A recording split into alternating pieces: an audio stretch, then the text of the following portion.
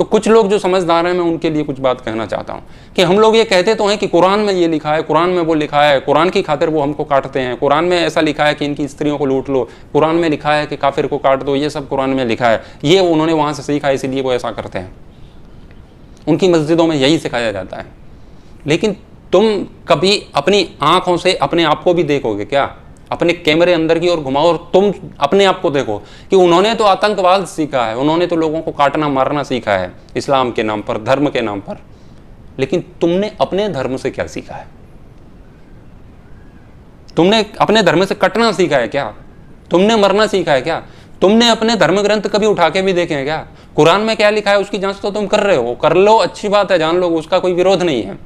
लेकिन तुम्हारे धर्म ग्रंथ तुम्हारी सुरक्षा के लिए, तुम कैसे जीवन जियो उसके लिए कुछ कहते हैं, उसके लिए भी तुमने कभी कुछ पढ़ा लिखा है क्या?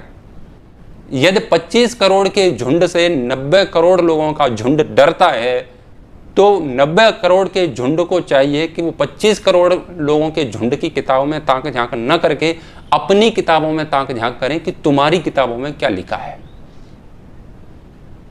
जब एक व्यक्ति 10 को मार रहा है तो 10 को देखना चाहिए कि हम कितने कायर हो चुके हैं। छोटी सी बात हुई नहीं कि मिमियाने लगते हो, कोई भी बात हुई नहीं मिमियाने लगते हो, हाय मर गए, हाय तौबा, ये हो गया, ये हो गया, पता नहीं अब कहाँ जाएंगे, और पलायन करते हैं, भागते फिरते हैं। अभी भी कश्मीर से फिर भाग रहे थे, कहाँ तक भागोगे? यही सिखाया है तुम्हारे सनातन धर्म ने। मजहब ने तो सिखा दिया उसने धर्म के नाम पर लूटना, लेकिन तुम्हारे धर्म ने क्या तुम्हें कोने कुचारे में घुसना सिखाया है क्या?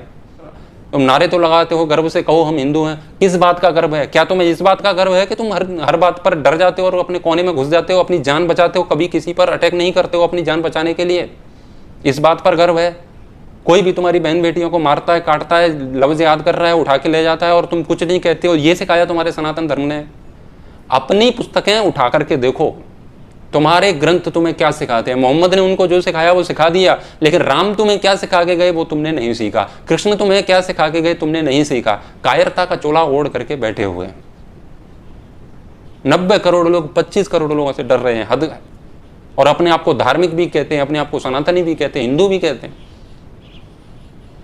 कम अधार्मिक लोगों से अधिक धार्मिक लोग डर रहे हैं। इस बात का सीधा सा अभिप्राय है कि जो अपने आप को धार्मिक और हिंदू कह रहे हैं वो वास्तव में है नहीं, वो भी अधार्मिक हैं।